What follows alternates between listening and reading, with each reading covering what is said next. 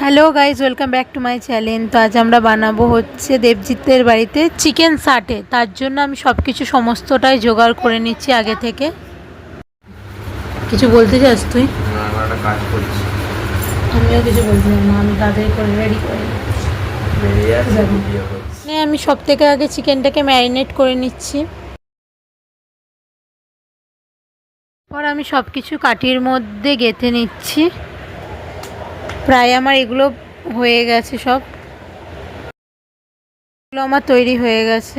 এবার আমি এগুলোকে ভেজে নেবো এক এক করে। এটা দুবার করে ভাজছি, তোমরা চাইলে একবারও ভাজতে পারো। ভাজা হয়েছে এগুলো সব।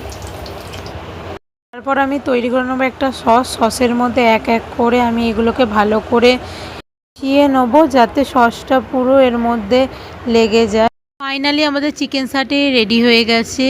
কেমন লাগলো কমেন্ট করে বলো, আর ভালো লাগলে অবশ্যই লাইক, কমেন্ট অ্যান্ড শেয়ার করে দিও।